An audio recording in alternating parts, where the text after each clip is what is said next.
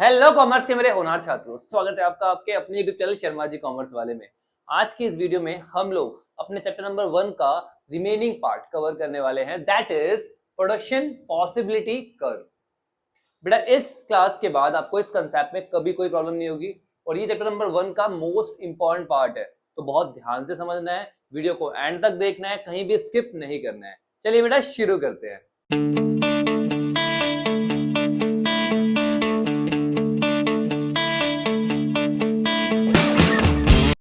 तो सबसे पहले देखते हैं कि ये प्रोडक्शन पॉसिबिलिटी कर्व है क्या। नाम से क्या पता लग रहा है? नाम से पता लग रहा है कि भैया ये एक ऐसा कर्व होगा जो प्रोडक्शन की पॉसिबिलिटी को बताएगा। नाम से ये पता लग रहा है, ठीक है। चलो, the production possibility curve is a graphical representation. भैया पहली चीज तो एक ग्राफिकल रिप्रेजेंटेशन है, कर्व है तो कर्व को कहां पे दिखाते हैं? ग्राफ पर दिखाते हैं। तो it is a graphical representation of all the possible combination of two goods। ये क्या शो करता है? ये ग्राफ क्या शो करता है? ये शो करता है सारे के सारे पॉसिबल कॉम्बिनेशंस जो बन सकते हैं किसके? दो गुड्स के, ठीक है। तो यहाँ पे दो गुड्स की बात की जाएगी, ठीक है। दैट कैन बी प्रोड्यूस, जो प्रोड्यूस किए जा सकते हैं with the given resources and technology. जो आपके पास टेक्नोलॉजी है और जो रिसोर्सेस अवेलेबल है उससे आप अलग अलग कॉम्बिनेशंस बना सकते हो। किसकी? दो अलग अलग गुड्स की जो आप प्रोड्यूस कर सकते हो। जब आप उसको ग्राफ पे दिखाओगे तो बन जाएगा आपका प्रोडक्शन पॉसिबिलिटी कर्व। क्लियर हो गया? बहुत बढ़िया। Simply put a PPC shows different combination of two goods that an economy can produce by fully utilization of its resources assuming fixed technology level। वही बात है, कह रहा है कि पीपीसी जो है वो अलग अलग दो गुड्स के कॉम्बिनेशन शो करता है, ठीक है। एक पर्टिकुलर इकोनॉमी में जो वो प्रोड्यूस कर सकते हैं अपने रिसोर्सेज को पूरी तरह से इस्तेमाल करके, और ये अज्यूम करके कि टेक्नोलॉजी क्या है? कांस्टेंट है। और सिंपल कर देता हूं, प्रोडक्शन पॉसिबिलिटी कर्व एक ऐसा कर्व है जो दो गुड्स के अलग अलग प्रोडक्शन पॉसिबिलिटीज को शो करता है, ठीक है, विथ गिवन रिसोर्सेज। आपको जो रिसोर्सेज है अवेलेबल उसके साथ, और टेक्नोलॉजी जो आपके पास अवेलेबल है, ठीक है। इजी हो गया? बहुत बढ़िया। चलो अब इसको हम एग्जांपल से भी समझेंगे आगे, पर उससे पहले एक चीज बिल्कुल दिमाग में सेट कर लो। प्रोडक्शन पॉसिबिलिटी कर्व को प्रोडक्शन पॉसिबिलिटी फ्रंटियर भी कहा जाता है, ध्यान रखना इस बात को, इसके अलग नाम है। ट्रांसफॉर्मेशन कर्व भी कहा जाता है। एग्जाम में कंफ्यूज करने के लिए आपको बोल देगा प्रोडक्शन पॉसिबिलिटी फ्रंटियर के बारे में बताओ या फिर ट्रांसफॉर्मेशन कर्व के बारे में बताओ, तो आपको पीपीसी के बारे में ही बताना है। ध्यान रखना इस बात को, कंफ्यूज कर सकता है एग्जाम में, ये नाम भी पूछ सकता है, ठीक है। चलिए अब जरा एग्जांपल से समझ लेते हैं। सपोज आपके पास क्या है? एक लैंड है, पीस ऑफ लैंड है आपके पास, ठीक है। अब आप उस पीस ऑफ लैंड पे या तो एप्पल ग्रो कर सकते हो या ऑरेंज, या दोनों का कॉम्बिनेशन। आप दोनों को भी ग्रो कर सकते हो, राइट। आपके पास जो रिसोर्स है अवेलेबल वो क्या है? ये पीस ऑफ लैंड, और टेक्नोलॉजी भी आपके पास क्या है? कांस्टेंट है, ठीक है। तो इस लैंड पे आप एप्पल और ऑरेंज दोनों ही प्रोड्यूस कर सकते हो। तो हमने यहाँ पे एक हाइपोथेटिकल एग्जांपल ले रखा है, शेड्यूल ले रखा है, ठीक है, जिससे आप समझ पाओगे।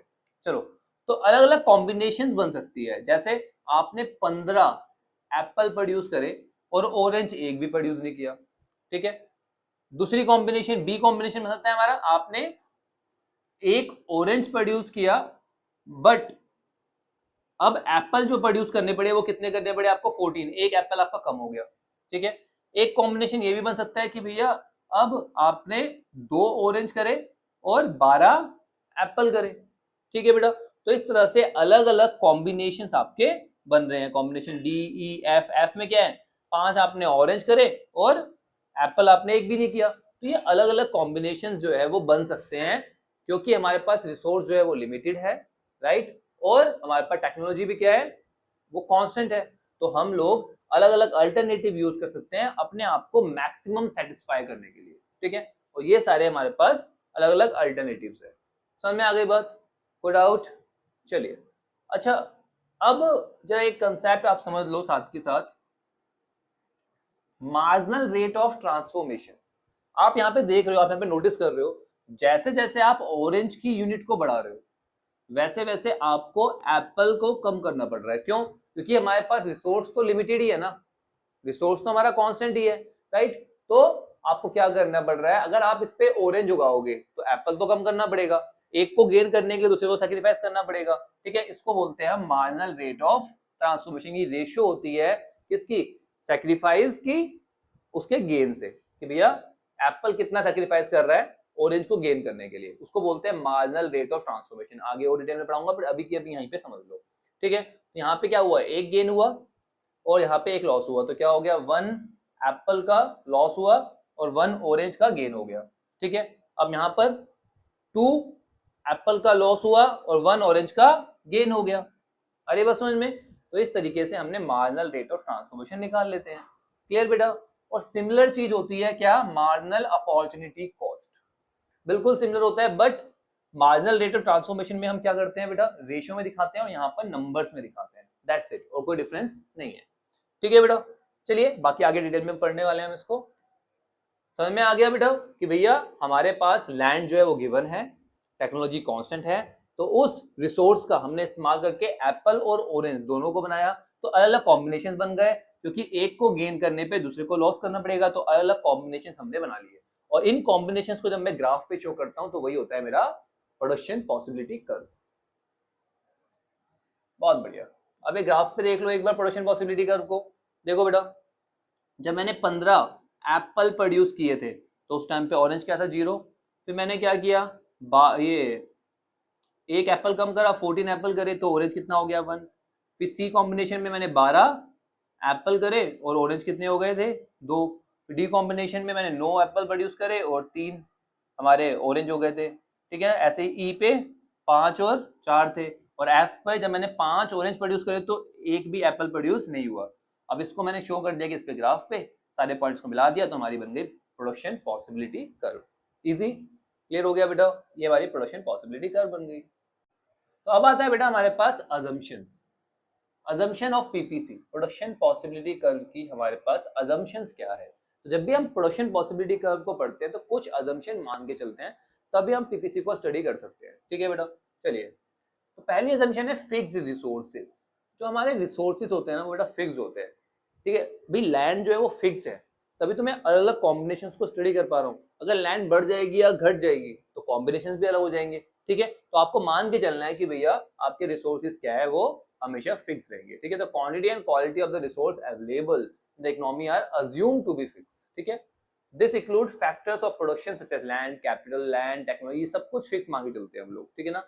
However one can transfer the resource from one use to another, but हाँ हम एक यूज की जगह दूसरे यूज को ले सकते हैं, ठीक है। अगली assumption है हमारे पास फिक्स्ड टेक्नोलॉजी। देखो बेटा, हम ये अज्यूम करके चलते हैं कि जो टेक्नोलॉजी है वो क्या है, फिक्स है, क्योंकि आपको पता है अगर टेक्नोलॉजी इंप्रूव होती है तो क्या होता है, प्रोडक्शन भी बढ़ जाता है। तो हम उस केस में स्टडी नहीं कर पाएंगे, इसलिए हम मान के चलते हैं कि भैया टेक्नोलॉजी क्या है, कांस्टेंट है, ठीक है। अब आता है हमारे पास फुल एम्प्लॉयमेंट, अगली assumption, full employment of resources, ठीक है। ये क्या बोल रहा है कि जो हमारे रिसोर्सेज है उनको हमने बिल्कुल ठीक से इस्तेमाल किया है, एफिशिएंटली इस्तेमाल किया है, उसको बोलते हैं फुल एम्प्लॉयमेंट ऑफ रिसोर्सेज, ठीक है। The PPC assume that available resources in the economy are fully employed and utilized efficiently, ठीक है ना। जो रिसोर्सेज है, जो लैंड है, उसको ठीक तरीके से इस्तेमाल किया, ऐसा नहीं है कि कुछ इस्तेमाल किया कुछ पार्ट इस्तेमाल नहीं किया, ऐसा नहीं, हम पूरा का पूरा इस्तेमाल कर रहे हैं, क्लियर। चलिए अगला था टू गुड्स। पीपीसी में हम 2 गुड्स की ही बात करते हैं, ठीक है ना। हमने पढ़ा ना प्रोडक्शन पॉसिबिलिटी में क्या है, पॉसिबिलिटी ऑफ 2 डिफरेंट गुड्स, 2 अलग अलग गुड्स की ही बात करते हैं, ध्यान रखना। अगला, unequal efficiency in production.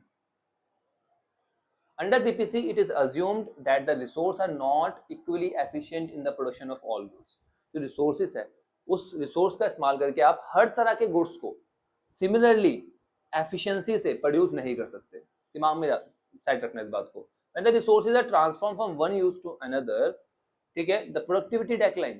Simple सी बात है, जब आप रिसोर्स को एक इस्तेमाल की जगह दूसरे इस्तेमाल में लगाओगे तो क्या होगा, उसकी प्रोडक्टिविटी जो है वो कम होगी। आपको ये मान के चलना है, तभी तो हम ट्रांसफर कर पा रहे हैं, 2 गुड्स को पढ़ पा रहे हैं कि भैया एक से दूसरे पे ट्रांसफर करोगे तो प्रोडक्टिविटी कम होनी ही होनी है, ठीक है। क्लियर बेटा, बहुत बढ़िया। चलिए अब बात करते हैं अपॉर्चुनिटी कॉस्ट की, ये भी बहुत इंपॉर्टेंट कंसेप्ट है। Opportunity cost. मैं इसको पहले सिंपल कर देता हूं आपके लिए। अपॉर्चुनिटी कॉस्ट क्या होता है?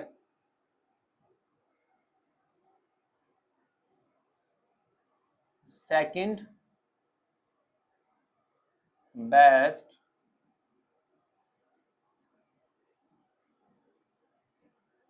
Alternative use.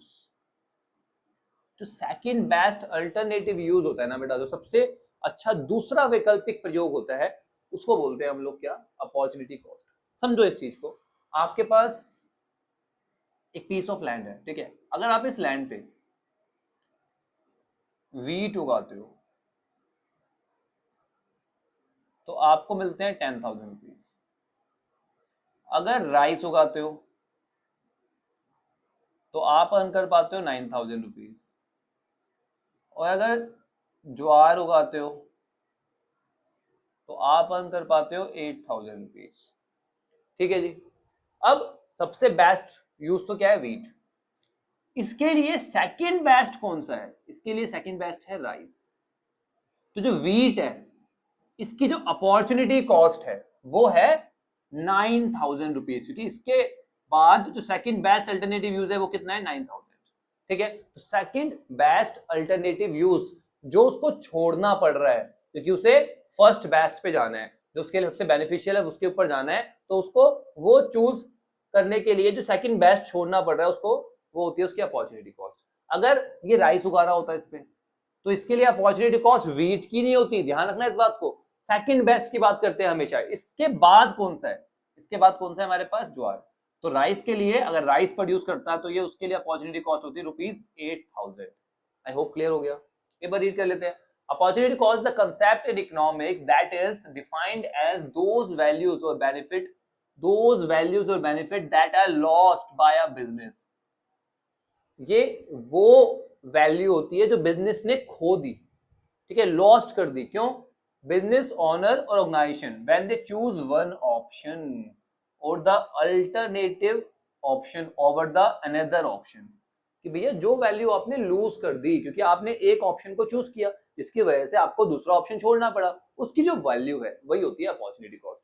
सिंपल सी बात है यार, लाइफ में बहुत सारे डिसीजंस, हर जगह पे डिसीजंस ऐसे होते हैं जहां पे आपको अलग अलग ऑप्शन में चूज करना पड़ता है। जब आप एक ऑप्शन चूज करते हो तो कुछ ना कुछ तो छोड़ना पड़ेगा, राइट। और जो सबसे बेस्ट था आपने जो चूज किया उसके बाद सेकंड बेस्ट जो था, वही उसकी जो कॉस्ट थी उसी को बोलते हैं अपॉर्चुनिटी कॉस्ट। क्लियर हो गया? बहुत बढ़िया। In simple word it can be said that the value that is lost when business is choosing between the two और मोर अल्टरनेटिव। जब दो या दो से ज्यादा अल्टरनेटिव के बीच में चूज करना है तो जो वैल्यू उसने लूज करी है उसी को बोलते हैं अपॉर्चुनिटी कॉस्ट। ठीक है। फ्रॉम इन्वेस्टर पर्सपेक्टिव, अगर इन्वेस्टर के पर्सपेक्टिव से देखा जाए तो opportunity cost which always means that the investment choice made will be carrying immediately loss और gain in the future. Simple सी बात है, जो उसको आने वाले टाइम में लॉस हुआ है किसकी वजह से? एक ऑप्शन को चूज करने की वजह से। क्लियर हो गया? बहुत बढ़िया। अब आता है हमारे पास marginal opportunity cost. Marginal opportunity cost मैंने आपको भी एग्जांपल समझाया था, एक बार दोबारा समझ लो। It is the number of unit of a commodity sacrificed to gain one more unit of another commodity. दूसरी कमोडिटी की एक यूनिट गेन करने के लिए आपको पहली कमोडिटी की कितनी यूनिट्स सैक्रिफाइस करनी पड़ी, उसका जो नंबर होता है उसी को बोलते हैं मार्जिनल अपॉर्चुनिटी कॉस्ट। ध्यान रखना यहाँ पे जो वर्ड है ना नंबर, ये बहुत इंपॉर्टेंट है। ठीक है बेटा, मैंने आपको वहां समझाया था कि भैया देख लो दोबारा से एक बार, समझाया था मैंने आपको। क्या देखा था बेटा हमने? कि अगर आपको एक यूनिट गेन करनी है, एक यूनिट गेन करनी है, आपने ऑरेंज की एक यूनिट गेन करी थी जिसके लिए आपको एक एप्पल सेक्रीफाइस करना पड़ा था, तो आपकी मार्जिनल अपॉर्चुनिटी कॉस्ट कितनी आ गई थी? 1। सिमिलरली जब आपने एक और ऑरेंज की यूनिट को कंज्यूम किया, बढ़ाया, तो आपको 2 एप्पल को लूज करना पड़ा।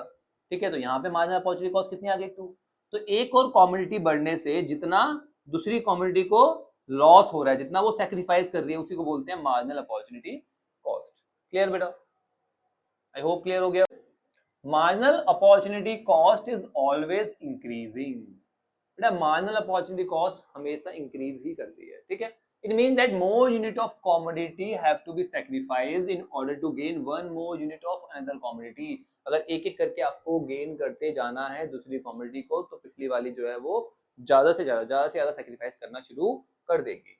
निकलता कैसे है बेटा, unit of one good sacrificed, ठीक है, एक गुड की कितनी यूनिट सेक्रीफाइस हुई है, ठीक है, वो ऊपर आएगा, divide by more unit of another good produce, और कितनी गुड दूसरी प्रोड्यूस की गई है वो नीचे आ जाएगा। दोनों की रेशियो निकालेंगे तो क्या आ जाएगा आपके पास, मार्जिनल अपॉर्चुनिटी कॉस्ट। ठीक है बेटा, चलिए अब आता है अगला concept, that is marginal rate of transformation. बेटा ये भी बिल्कुल सेम कंसेप्ट है, बस इसको हम रेशियो में दिखाते हैं, ठीक है, और इसको हम नंबर्स में दिखाते हैं, मैंने आपको मेंशन किया था यहाँ पे, ठीक है। It is the ratio of number of unit of a commodity sacrifice to gain one more unit of another commodity, ठीक है ना, एक और दूसरी यूनिट को गेन करने के लिए कितना सैक्रिफाइस किया है उसको बोलते हैं मार्जिनल रेट ऑफ ट्रांसफॉर्मेशन। और ये क्या होती है, रेशियो होती है, दोनों में डिफरेंस यही है, ये नंबर है और ये रेशियो है, clear. Marginal rate of transformation निकलेगा ये चेंज इन यूनिट सेक्रीफाइस, कि भैया कितना चेंज आया है जो यूनिट सेक्रीफाइस हुई है, divide by change in unit gain, कितना सेक्रीफाइस हुआ है वो ऊपर डाल दो और कितना गेन हुआ है वो नीचे डाल दो, दोनों की रेशियो निकाल दो, आ गया आपका मार्जिनल रेट ऑफ ट्रांसफॉर्मेशन। ठीक है बेटा, marginal rate of transformation measure the slope of PPC, जो प्रोडक्शन पॉसिबिलिटी कर्व का स्लोप है ना वो किसकी वजह से है, मार्जिनल रेट ऑफ ट्रांसफॉर्मेशन की वजह से, क्योंकि यही उसे मेजर करता है। चलिए अब एक बार देख लेते हैं properties of PPC, production possibility curve की प्रॉपर्टीज। बेटा दो प्रॉपर्टीज होती है प्रोडक्शन पॉसिबिलिटी कर्व की, पहली होती है पीपीसी स्लोप्स डाउनवर्ड, आपने देखा था कि प्रोडक्शन पॉसिबिलिटी कर्व जो थी वो स्लोप्स डाउनवर्ड, ऊपर से नीचे की तरफ आ रही थी, राइट, तो वही हमारी पहली प्रॉपर्टी बन गई, clear. PPC curve shows that all the possible combination of two goods that can be produced with the given resources and technology, clear। चलिए here one can produce more of one commodity only by taking away the resources from the production of another commodity। भैया एक commodity आपको produce करनी है तो आपको resource दूसरे वाले से लेने होंगे, अगर आपको एप्पल प्रोड्यूस करना है तो ऑरेंज से रिसोर्स लेने होंगे, ऑरेंज प्रोड्यूस करना है तो एप्पल से रिसोर्स लेने होंगे, तभी प्रोडक्शन पॉसिबल हो पाता है, ठीक है। तो due to this there is a inverse relationship, inverse मतलब क्या होता है, एक बढ़ रहा है तो दूसरा घट रहा है, ठीक है, इस तरह के रिलेशन को बोलते हैं इनवर्स। और डायरेक्ट रिलेशन कौन सा होता है, एक बढ़ रहा है तो दूसरा भी बढ़ रहा है, एक घट रहा है तो दूसरा भी घट रहा है, ध्यान रखना इस बात को, ठीक है बेटा। तो यहाँ पे कैसा रिलेशन है, इनवर्स रिलेशन, क्योंकि आपने देखा था जैसे जैसे ऑरेंज को हम बढ़ा रहे थे वैसे वैसे एप्पल कम होते जा रहे थे, क्लियर, तो उल्टा रिलेशन था, इनवर्स रिलेशन था, ठीक है बेटा, क्लियर बेटा, इजी। इसीलिए ये जो है वो स्लोप्स डाउनवर्ड होता है from left to right, clear होगी पहली प्रॉपर्टी, बहुत बढ़िया, विद रीजन याद रखना है आपको। अगला आता है PPC is concave shaped, PPC is concave to the origin, PPC जो है वो कैसी शेप बना रहा है, ये कनकेव शेप होती है बेटा, ये होती है आपकी कन्वेक्स शेप, ये होती है कनकेव शेप, ठीक है, तो कैसे शेप बना रहा है, ये कनकेव शेप बना रहा है टू द ओरिजिन, ओरिजिन से, क्लियर। तो दूसरा पॉइंट हमारा यही है, ठीक है, और इसका रीजन क्या है, रीजन आपको याद रखना है बेटा, increasing marginal rate of transformation, increasing MRT, ठीक है, कनकेव टू द ओरिजिन है हमारा पीपीसी, दूसरी प्रॉपर्टी है, इसका रीजन है एमआरटी, वो भी इंक्रीजिंग एमआरटी, ठीक है, is the reason behind the concave shape of PPC. Increasing MRT means that more units of one commodity are sacrificed to gain one more unit of another commodity. भैया एक और unit को बढ़ाने से आपको ज्यादा यूनिट सेक्रीफाइस करनी पड़ रही है, जैसे जैसे आप एक यूनिट बढ़ाते जा रहे हो वैसे वैसे जो आप यूनिट सेक्रीफाइस कर रहे हो उसका नंबर बढ़ता चला जा रहा है, ठीक है बेटा। चलिए, the reason behind the increasing MRT is assumption that any resource is never equally efficient.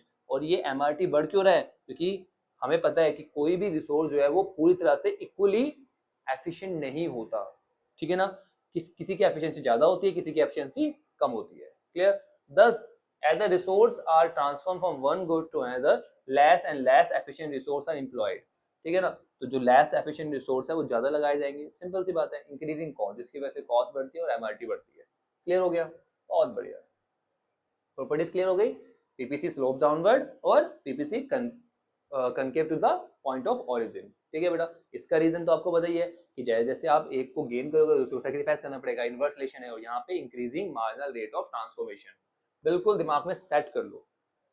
चलिए अगला आता है हमारे पास बेटा, पीपीसी और अपॉर्चुनिटी कॉस्ट में क्या रिलेशन है, ठीक है। Opportunity cost of a product is the alternative option that must be given up in order to produce the given product, एक को प्रोड्यूस करने के लिए जो छोड़ना पड़ रहा है उसी को बोलते हैं opportunity cost. The cost of opportunity cost can be seen in the PPC, आप इसको पीपीसी में भी देख सकते हो, इन द अबव एग्जांपल, मैंने आगे एग्जांपल दे रखा है आपका, ठीक है। Opportunity cost of producing more orange, पीछे वाला भी है ये, पीछे भी था ना, आपको अगर ऑरेंज प्रोड्यूस करने पड़ रहे थे तो आपको एप्पल को कम करना पड़ रहा था, आया नहीं, ठीक है। As we move from point D to E, जब हम डी से ई पे आए तो प्रोडक्शन ऑफ ऑरेंज जो है वो 3 से कितना हो गया था, 4 हो गया था।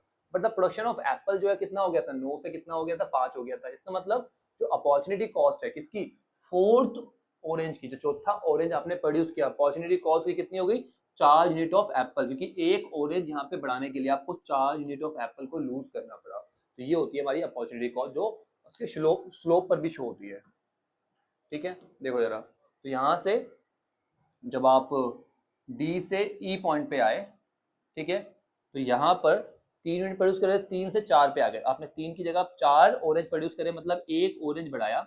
एक ऑरेंज बढ़ाने की वजह से आपको, जो पहले आप 9 एप्पल प्रोड्यूस कर रहे थे, आप कितने कर रहे हो बेटा, केवल 5, तो आपको 4 आपके एप्पल को लूज करना पड़ा एक ऑरेंज को बढ़ाने के लिए। तो ये हो गया इसका स्लोप, ठीक है ना, ये स्लोप है ना, ये यही शो कर रहा है, ठीक है बेटा, क्लियर हो गया, बहुत बढ़िया। चलिए बेटा, तो अगला टॉपिक आता है हमारे पास, चेंज इन पीपीसी। जो पीपीसी में चेंज आ रहा है, अब ये चेंज आता क्यों है पीपीसी में बेटा? वैसे तो हमने जब भी पीपीसी पढ़ा तो हमने एक एजम्पशन मानी थी, क्या मानी थी, कि पीपीसी में जो रिसोर्स है वो क्या होते हैं, फिक्स्ड, तभी उसको हम स्टडी कर पा रहे हैं। बट आपको पता है आजकल के इन्वायरमेंट में हमारे जो रिसोर्स है वो बढ़ते और घटते रहते हैं, तो उसके हिसाब से प्रोडक्शन कैपेसिटी भी बढ़ती है और घटती है, इसीलिए चेंज आता है किसमें, आपके पीपीसी में। अब ये चेंज जो है 2 तरह का होता है, ठीक है, एक होता है शिफ्ट और दूसरा होता है रोटेशन, ठीक है। शिफ्ट में क्या होता है, जब चेंज आ रहा है हमारे रिसोर्सेज में, हमारी टेक्नोलॉजी में, दोनों ही गुड्स के रिस्पेक्ट में, with respect to both goods, दोनों गुड्स के रिस्पेक्ट में आ रहा है, तो क्या होगा बेटा, शिफ्ट होगा। जब ये चेंज आ रहा है केवल एक गुड्स के लिए, ठीक है, तो प्रोडक्शन कैपेसिटी जो है वो चेंज हो रही है केवल एक गुड्स की, क्योंकि रिसोर्स में भी चेंज आ रहा है केवल एक गुड्स के, टेक्नोलॉजी में भी चेंज आ रहा है केवल एक गुड्स के, मतलब एक गुड्स के रिस्पेक्ट में चेंज हो रहा है, तो क्या होगा उस केस में, हमारा रोटेशन होगा। क्लियर हो गया। चलिए अब बात करते हैं शिफ्ट इन पीपीसी। शिफ्ट कब होता है बेटा, जब रिसोर्स में चेंज आता है या टेक्नोलॉजी में चेंज आता है with respect to both goods, दोनों गुड्स के, ठीक है बेटा, क्लियर। अब ये चेंज 2 तरह का होता है, राइट वर्ड और लेफ्ट वर्ड। तो राइट वर्ड कब होगा, जब आपके रिसोर्स जो है वो बढ़ जाएंगे दोनों ही गुड्स के, या फिर टेक्नोलॉजी बढ़ गई आपकी दोनों ही गुड्स की, तो उस केस में राइट वर्ड शिफ्ट होगा। देखो जरा, ये राइट वर्ड शिफ्ट हो रहा है क्योंकि हमारे पास मान लो पहले जो ये लैंड थी ना, ठीक है, इतनी लैंड थी पहले जहाँ पे आप एप्पल ऑरेंज प्रोड्यूस कर रहे थे, आपने क्या करा, पास की लैंड और परचेज कर ली। अब लैंड बढ़ गई, लैंड बढ़ गई तो रिसोर्स बढ़ गए, रिसोर्स बढ़ गए तो क्या होगा, ज्यादा प्रोडक्शन होगा, प्रोडक्शन कैपेसिटी बढ़ेगी, तो पीपीसी कर्व भी आगे की तरफ शिफ्ट हो जाएगा, ठीक है बेटा, राइट वर्ड शिफ्ट हो जाएगा। क्लियर। ऐसे अगर दोनों के प्रोडक्शन की टेक्नोलॉजी बढ़ गई, क्या बढ़ गई बेटा, टेक्नोलॉजी इंप्रूव हो गई, तो टेक्नोलॉजी इंप्रूव होता है, आपको पता है प्रोडक्शन भी बढ़ता है, तो उसमें भी क्या होगा, राइट वर्ड शिफ्ट होगा। क्लियर। चलिए सिमिलरली अगर आपके रिसोर्स जो है वो कम हो जाते हैं, ठीक है, आपकी जो लैंड थी आपने उसमें से कुछ हिस्सा जो है अपने घर बना लिया वहां पे, अब जो एप्पल और ऑरेंज के प्रोडक्शन के लिए लैंड थी वो कम हो गई, तो क्या होगा, उनका प्रोडक्शन भी कम हो जाएगा, तो वो बैकवर्ड शिफ्ट मतलब लेफ्टवर्ड शिफ्ट हो जाएगा हमारा पीपीसी। क्लियर, क्योंकि दोनों का प्रोडक्शन जो है वो कम हो रहा है, इजी। सिमिलरली अगर टेक्नोलॉजी में चेंज आ गया, दोनों की टेक्नोलॉजी डिग्रेड हो गई, बेटा ऐसा वैसे होता नहीं है कि भैया आप अच्छी टेक्नोलॉजी यूज करने के बाद दोबारा से पुरानी टेक्नोलॉजी का इस्तेमाल करना शुरू करो, बहुत ही रेयर केस में होता है, बट इन केस हुआ है कि दोनों की टेक्नोलॉजी डिग्रेड हो गई, तो आप क्या करोगे, आपका प्रोडक्शन जो है वो कम हो जाएगा और पीपीसी जो है बैकवर्ड शिफ्ट हो जाएगी, ठीक है बेटा। चलिए अब आता है रोटेशन में, आपको बताया रोटेशन क्यों होता है, जब रिसोर्स में चेंज आ रहा है या टेक्नोलॉजी में चेंज आ रहा है with respect to only one good, केवल एक गुड के लिए, ठीक है बेटा। अब ये जो रोटेशन है वो एक्स एक्सिस वाली कम्युनिटी के लिए होता है और वाई एक्सिस के लिए होता है, ठीक है। तो पहले देखते हैं क्या, एक्स एक्सिस के लिए, ये एक्स एक्सिस में हमारा कौन था, ऑरेंज। ऑरेंज की जो टेक्नोलॉजी अगर इंप्रूव हो गई तो एप्पल का प्रोडक्शन तो वैसे ही रहेगा, बट ऑरेंज का प्रोडक्शन बढ़ जाएगा, जिसकी वजह से वो राइट वर्ड रोटेट हो जाएगा। अगर उसकी टेक्नोलॉजी डिग्रेड हो गई, उसके लिए जो रिसोर्स थे वो कम हो गए, तो क्या होगा, पीछे की तरफ बैकवर्ड लेफ्टवर्ड रोटेट हो जाएगा, ठीक है। किस पे, केवल एक्स एक्सिस पे, क्योंकि एक्स में हमारा ऑरेंज था। सिमिलरली अगर हमारे एप्पल के लिए टेक्नोलॉजी जो है वो इंप्रूव हो गई, तो एप्पल का प्रोडक्शन तो बढ़ेगा वाई एक्सिस पे, ठीक है, बट जो ऑरेंज था एक्सिस पे वो सेम रहेगा, उसका प्रोडक्शन सेम रहेगा, ठीक है। अगर रिसोर्स बढ़ गए तो राइटवर्ड रोटेशन अपवर्ड, और अगर कम हो गए तो लेफ्टवर्ड, या इसको डाउनवर्ड भी बोलते हो आप। इजी, क्लियर है, बहुत बढ़िया। हमारा अगला टॉपिक आता है बेटा what do we mean by attainable combination? हमारा अल्टरनेबल कॉम्बिनेशन क्या होते हैं? अल्टरनेबल का सिंपल सा मतलब होता है बेटा पॉसिबल, ठीक है। तो attainable combination are the one at which economy can operate, एक ऐसा कॉम्बिनेशन जिस पे इकोनॉमी ऑपरेट कर सकती है, मतलब वो कॉम्बिनेशन जो हम प्रोड्यूस कर सकते हैं अपने गिवन रिसोर्सेज और टेक्नोलॉजी से, ठीक है, जो पॉसिबल है। अब ये दो तरह के होते हैं, ऑप्टिमम यूटिलाइजेशन ऑफ रिसोर्स, ठीक है, और दूसरा होता है इनएफिशिएंट यूटिलाइजेशन ऑफ रिसोर्स। समझ लो पहले, ये पीपीसी है, पीपीसी के ऊपर जितने भी कॉम्बिनेशन बन रहे हैं, मान लो ए बी सी डी, ये सब क्या है हमारे पास? अल्टरनेबल है, ये पॉसिबल है, ठीक है, क्योंकि ये सारे के सारे हमारे प्रोडक्शन पॉसिबिलिटी कहाँ पे बढ़ रहे हैं? हमारे गिवन रिसोर्स और टेक्नोलॉजी से, ठीक है। हम इन गुड्स को प्रोड्यूस, इन अलग अलग कॉम्बिनेशन को प्रोड्यूस कर सकते हैं, ठीक है। तो ये क्या है हमारे पास? अल्टरनेबल एंड फुली यूटिलाइज, क्योंकि यहाँ पर हमने रिसोर्सेज का पूरी तरह से इस्तेमाल किया हुआ है, ठीक है। जो हमारे पास लैंड थी, अब उस लैंड का हमने पूरा इस्तेमाल करा है, तब हमने प्रोड्यूस किए हैं अलग अलग कॉम्बिनेशन, ठीक है। तो ये हमारे पास अल्टरनेबल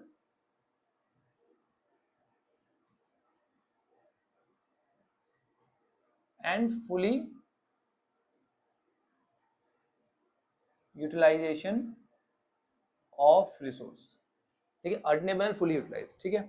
ऑन द अदर हैंड, कभी कभी क्या होता है, हम रिसोर्स का पूरी तरह से इस्तेमाल नहीं कर पाते, इनएफिशिएंट यूज हो जाता है किसका? हमारे रिसोर्सेज का। तो उस केस में जो हम कॉम्बिनेशन बनाते हैं वो पॉसिबल तो होते हैं, बट वहां पर हमारे रिसोर्स का ठीक से इस्तेमाल नहीं हुआ होता। तो इस तरह के जो पॉइंट्स होते हैं वो आते हैं हमारे पीपीसी के अंदर। पीपीसी के अंदर जो पॉइंट आ रहे हैं इनसाइड द पीपीसी, ये होते हैं हमारे पास अल्टरनेबल बट नॉट फुली यूटिलाइज्ड, यहाँ पे रिसोर्स का पूरी तरह इस्तेमाल नहीं किया गया, ठीक है बेटा, बट पॉसिबल है। क्लियर हो गया? चलिए अब देखते हैं अनअटेनेबल। अनअटेनेबल नाम से पता लग रहा है जो पॉसिबल नहीं है। कुछ इस तरह की कॉम्बिनेशन जो हमारे गिवन रिसोर्स और टेक्नोलॉजी के बेसिस पे पॉसिबल नहीं है। ये हमारा पीपीसी था, एक पॉइंट आ गया ये हमारे पास बाहर, ठीक है। ये जो पॉइंट है, इसको इतना इतना प्रोडक्शन करने के लिए दोनों ही गुड्स का हमारे पास रिसोर्स नहीं है, ना ही टेक्नोलॉजी अवेलेबल है। ये पॉइंट हो गया unattainable. It is impossible for economy to produce more than the given possible combination of two goods with the available resource, कि हमारे पास रिसोर्स ही नहीं है तो हम पॉसिबल नहीं कर सकते, ठीक है, प्रोडक्शन नहीं कर सकते उसका। Therefore attainable combination are those point outside the PPC curve on which an economy can never operate. तो इस पॉइंट पे इकोनॉमी हमारी कभी ऑपरेट नहीं कर सकती। क्लियर बेटा? इजी। चलिए, पॉसिबल ही नहीं है वो पॉइंट, एक बार दोबारा देख लो। तो जितने भी पॉइंट्स हमारे पास हमारे पीपीसी पे है वो क्या है? फुली यूटिलाइजेशन ऑफ रिसोर्स है, अल्टरनेबल है और वहाँ पे ठीक से इस्तेमाल हो पा रहा है, ठीक है। ये जो बाहर पॉइंट आ गया ये क्या है? नॉन अल्टरनेबल है, कि हमारे पास जो रिसोर्स है, टेक्नोलॉजी है, उसके बेसिस पे हम इस प्रोडक्शन के पॉसिबिलिटी को, इस कॉम्बिनेशन को हम प्रोड्यूस नहीं कर सकते, ठीक है बेटा। क्लियर? जो अंदर है इनको हम प्रोड्यूस तो कर सकते हैं, ये अल्टरनेबल तो है, बट यहाँ पर हमारे जो रिसोर्स है उसका अंडर यूटिलाइजेशन हो रहा है, ठीक से इस्तेमाल नहीं हो रहा। क्लियर हो गया बेटा? That's it, easy. So that's it our chapter. I hope सभी कंसेप्ट बिल्कुल क्रिस्टल क्लियर हो गए हैं। ये कंसेप्ट क्लियर तो सब क्लियर। अगर अभी तक चैनल को सब्सक्राइब नहीं किया है तो सब्सक्राइब कर लो बेटा, क्योंकि आपका भाई यहाँ पे अकाउंट्स, इकोनॉमिक्स और बिजनेस स्टडीज बिल्कुल सिंपल तरीके से आपको समझाता है। आज से लेके सीईटी तक आपका भाई आपके साथ है, आपको विश्वास बनाए रखना है। मैं लगातार मेहनत करता रहूंगा आपको अच्छे मार्क्स दिलाने के लिए। चलिए बेटा, मिलते हैं नेक्स्ट वीडियो में, तब तक के लिए take care, bye bye, study hard.